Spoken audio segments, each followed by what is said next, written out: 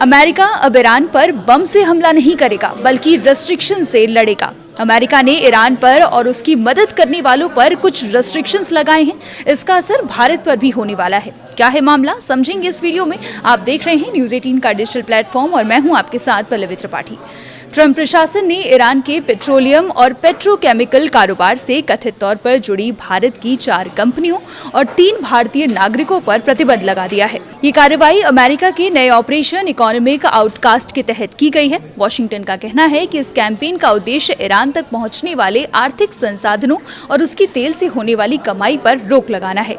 अमेरिकी विदेश मंत्रालय के अनुसार प्रतिबंधों की सूची में भारत की Porties partners LLP Sadashiv overseas limited, PP Softech private limited, Prakritij infra impex India private limited शामिल है। इनके साथ 3 भारतीय नागरिकों पर भी कार्रवाई की गई है। इनमें पोर्टीज पार्टनर्स के पार्टनर हरीश रामचंद्र रंगी और इंद्रसिंह मियां अशरफ मियां शेख, जबकि PP सॉफ्टेक से जुड़े प्रशांत गर्ग का नाम शामिल है। अमेरिका का आरोप है कि इन कंपनियों ने ईरान से पेट्रोलियम और पेट्रोकेमिकल उत्पादों के कारोबार में जरूरी रोल प्ले किया है।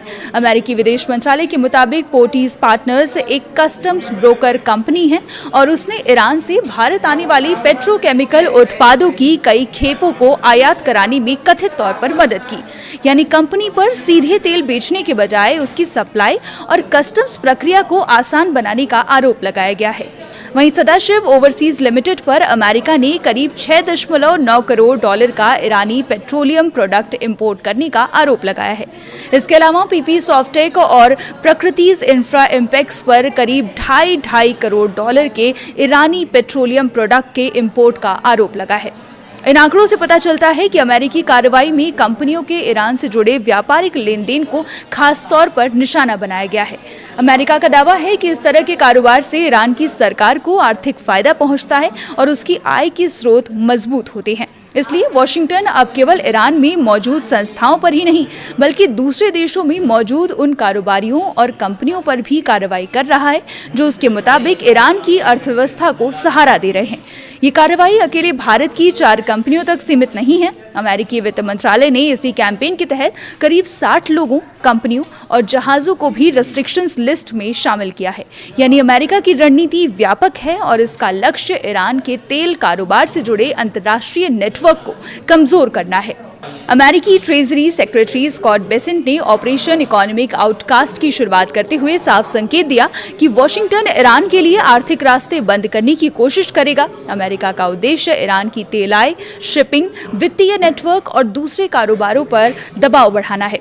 इस अभियान के तहत ईरान से आर्थिक संबंध रखने वाली विदेशी कंपनियों के लिए भी प्रतिबंधों का खतरा बढ़ सकता है। इस पूरी कार्रवाई का असर भारत के लिए भी जरूरी है क्योंकि भारत और ईरान के बीच लंबे समय से व्यापारिक संबंध रहे हैं। हालांकि मौजूदा मामले में अमेरिका ने जिन कंपनियों पर कार्रवाई की है उनके खिलाफ आरोप खास तौर पर ईरानी पेट्रोलियम और पेट्रोकेमिकल उत्पादों से जुड़े लेन देन को लेकर है। इसलिए इस कदम को भारत के पूरे ईरान व्यापार पर प्रतिबंध के तौर पर देखना सही नहीं होगा, लेकिन भारतीय कंपनियों के लिए अमेरिकी प्रतिबंधों से जुड़े जोखिम जरूर बढ़ सकते हैं। दिलचस्प बात यह है कि ईरान पर दबाव बढ़ाने के साथ साथ अमेरिका मध्य पूर्व में अपने राजनयिक मिशनों में कर्मचारियों की वापसी भी शुरू कर रहा है। रॉयटर्स की रिपोर्ट के मुताबिक तनाव के दौरान जिन कुछ मिशनों से कर्मचारियों को हटाया गया था या उनकी संख्या कम की गई थी, वहां धीरे धीरे कर्मियों को वापस भेजा जा रहा है। इससे पता चलता है कि वॉशिंगटन भविष्य में संघर्ष बढ़ने के जोखिम को पहले की तुलना में कुछ कम मान रहा है, लेकिन कुछ दूतावास फिलहाल पूरी क्षमता से काम नहीं करेंगे। अमेरिका की नई रणनीति ईरान के खिलाफ सैन्य दबाव के साथ साथ आर्थिक मोर्चे पर भी कार्रवाई तेज करने की है। भारत की 4 कंपनियों और 3 नागरिकों पर लगाया गया ये प्रतिबंध दिखाता है कि वॉशिंगटन अब ईरान से जुड़े अंतर्राष्ट्रीय व्यापार नेटवर्क की बारीकी से निगरानी कर रहा है। आने वाले दिनों में ये देखना अहम होगा कि अमेरिका की ये नीति ईरान की अर्थव्यवस्था पर कितना असर डालती है और भारत जैसे देशों के साथ उसके कारोबारी संबंधों पर इसका कितना प्रभाव पड़ता है। इस पर आप क्या सोचते हैं, कमेंट कर जरूर बताएं। आगे अपडेट्स के लिए बने रहिए हमारे साथ और देखते रहिए न्यूज़ 18।